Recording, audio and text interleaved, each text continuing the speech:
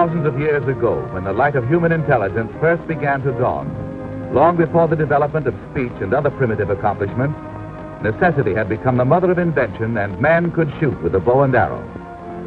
This sharpshooting genius, Mr. Howard Hill, is a proficient exponent of that ancient art and is considered America's foremost hunter with these worthy weapons. The unknowing observer is likely to underestimate the merit of the bow and arrow and the consummate skill required in their creation and efficient use. Time and experience have proved the wisdom of ancestral archers in selecting for their bows the sturdy and pliant wood of the yew tree. It lends itself more than all others to the exacting requirements of a perfect bow. The discrimination with which an expert craftsman chooses a billet of yew wood amounts almost to an obsession, and invariably and appropriately leads to a vice, a wooden vice, in the clutches of which the embryonic bow goes under the refining influence of a draw knife. Little more than the bark is removed from the back of the billet, a thin layer of sapwood is left on, for while the heart of the wood gives strength to a bow, the sapwood makes it flexible and is actually the bow's backbone, particularly when reinforced with a finishing strip of rawhide. A perfect bow stave should be made of two pieces of wood exactly alike in weight, but adversely shaped at one end. With a bandsaw, triangular notches are cut in the end of each. The pieces are removed, and the pair of billets are fitted and glued together to make a fishtail splice, the union providing equal strength and pliability in each half. There is no better half, although this joint is the missing link in Cupid's bow. Then the modern Robin Hood puts the finishing touches to a tough scrape. The skillful sculptor of the longbow trims the weapon to a figure of fine balance in weight and line. He dresses and sands it to the style and symmetry worthy of a bowman's bow brummel. Forced to the wall for a final test, he springs it on a tillering device, in which he pulls and stretches the bow, not to make bow ends meet, but to determine the equalization of flexibility and strain over its entire length, precisely as when pulled by the archer in action. The evolution of the arrows. From square wood stock, a special jig makes the shavings dance. And if the slender shafts are approved by the eagle eye of the modern woodman, then they are worth turning down in the sanding machine. Some of them are tipped before being placed in the furrows of a grooved board.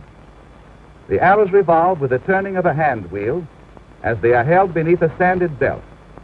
Each arrow is finished evenly to within 1 gram of its proper weight. The arrows are polished and dipped in lacquer.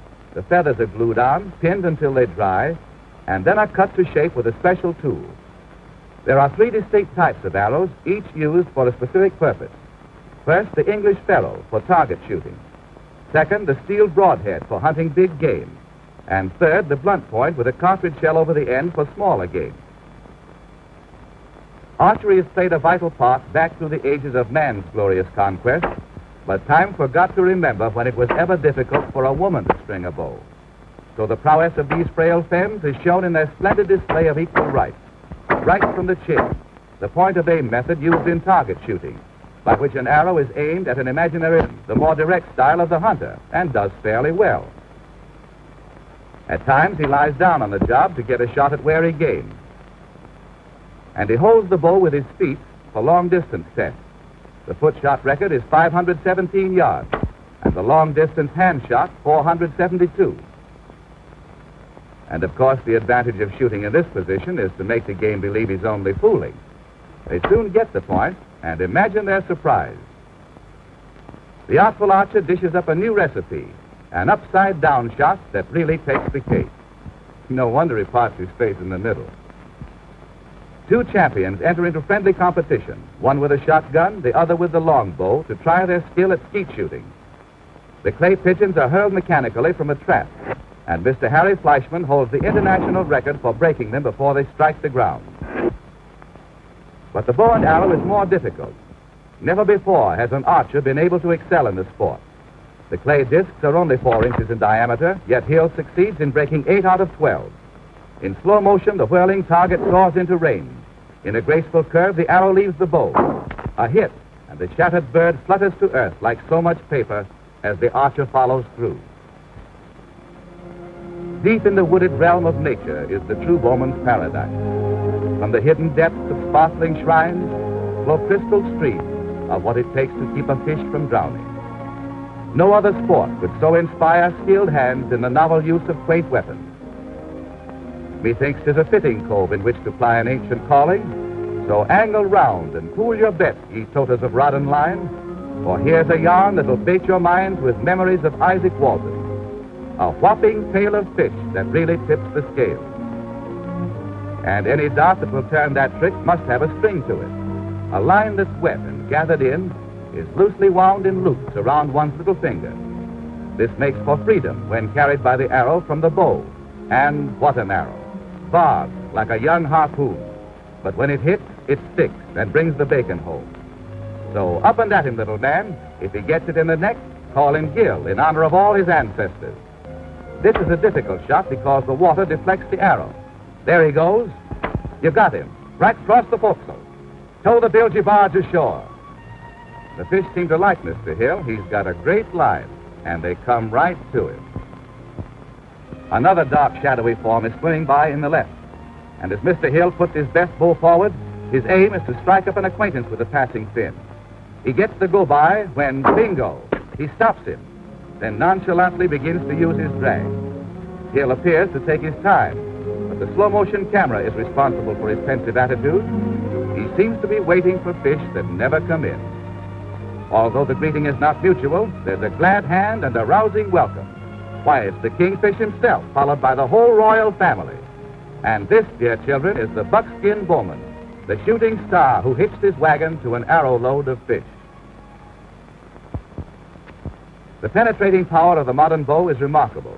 To a board 1 1/4 inch in thickness, Mr. Hill drives a cartridge-shell blunt-point arrow that measures more than 1/2 inch across the end with a force equal to 600 pounds of energy.